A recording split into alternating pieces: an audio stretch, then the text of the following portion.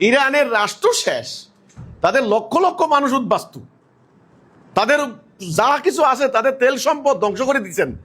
তারপরে তাদের নেতা আর কেউ নাই কোনো জাতির। এখন এই চলমান ওয়ার্ল্ডে আপনি কল্পনা করেন কোন রাষ্ট্রের একেবারে টপ লিডার, সুপ্রিম লিডার থেকে শুরু করে সেনা প্রধান, গোয়েন্দা প্রধান, বিমান বাহিনী প্রধান, নৌবাহিনীর প্রধান, বিশেষ বাহিনীর প্রধান কেউ নাই। আর বউ বাচ্চা শুদ্ধা মাটির নিচে দিয়ে দিয়েছেন বোম্বাইরা।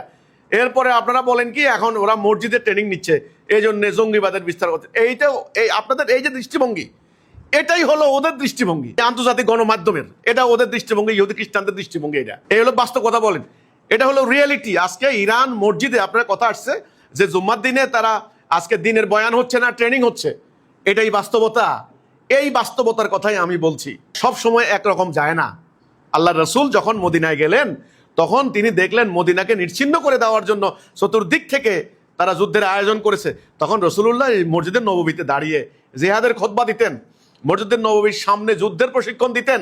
আর এই মসজিদের ভেতরে যে ঠেলা জায়গা কদূর ছিল ইমাম সাহেবের নামাজের সামনে, এই জায়গাটার নাম কি? মেহরাব, যুদ্ধের অস্ত্র রাখার জায়গা। ব্যাপারটা বুঝতে হবে। কোনো জাতি যখন যুদ্ধে পড়ে, যুদ্ধে জড়িয়ে যায়, তখন সেখানে তাদের মুখ্য কর্তব্য হলো যুদ্ধ করা, অস্ত্র তৈরি করা, তাদের জনগণকে যুদ্ধের দিকে উদ্বুদ্ধ করা, খুতবা দেওয়া, বক্তব্য দেওয়া, আলোচনা করা। এই জন্য কোরআনে যুদ্ধের আয়াত। ইরানিরা এখন হাড়ে হাড়ে টের পাচ্ছে।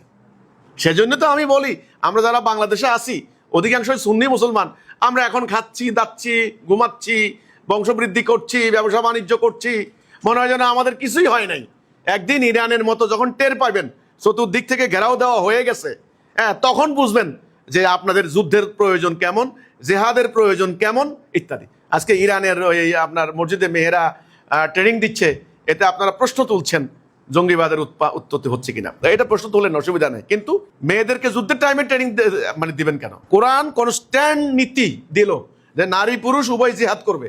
সারা বছর মেয়েদেরকে জেহাদের কথা বলবেন না, হ্যাঁ, তাদেরকে জেহাদে উদ্বুদ্ধ করবেন না, তাদেরকে খালি বাক্সবন্দি ঘরে থাকো ঘরে থাকো।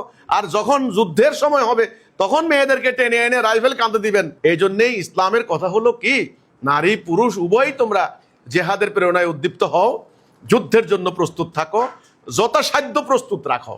কোরআনে আল্লাহ বলেছেন এটা, যে তোমরা শক্তি অর্জন করো, এমনি এমনি বলেন নাই। এই জন্যে আপনি বললেন যে ইরান আজকে মসজিদে মেয়েদেরকে ট্রেনিং দিচ্ছে। আমিও দেখছি এই খবরটা। এটা আমি বলবো ইরান আজকে কঠোর এক বাস্তবতার মুখোমুখি এসে দাঁড়িয়েছে। আজকে তাদের পুরো জাতিটাই ধ্বংস হয়ে যাবে, লক্ষ লক্ষ নারীর বেজ্জত হবে, লক্ষ লক্ষ শিশু, অলরেডি হাজার হাজার শিশু মারা গিয়েছে। এটা স্কুলে বোমা মেরে 200 বাচ্চা মেরে ফেলেছে। কাজেই এই বাস্তবতার মুখোমুখি দাঁড়িয়ে এখন তারা নারীদেরকে যুদ্ধের ট্রেনিং দিচ্ছে। এই বাস্তবতাটা আমাদের বাংলাদেশের মুসলমানদেরকে আমি মনে করি দ্রুত রিয়েলাইজ করা দরকার, শিক্ষা গ্রহণ করা দরকার। এই দল এই দল, এই তরিকা, এই পীর ওই পীর, এই মারামারি, এই হুজুর ওই হুজুর, হ্যাঁ, এইগুলা মারামারি বাদ দিয়া তাড়াতাড়ি ইরানের পরিস্থিতি মূল্যায়ন করেন, পর্যবেক্ষণ করেন, দেখেন এবং টেকসই দীর্ঘমেয়াদী সিদ্ধান্ত গ্রহণ করেন। কেমনে বাঁচবেন, আগামী দিনের ব্যাপারটা সামনে এসে দাঁড়াবে সেইটা। এটা হলো কথা। কাজে ইরানের নারী নিয়ে চিন্তা করেন না, নিজেদের নারী নিয়ে চিন্তা করেন।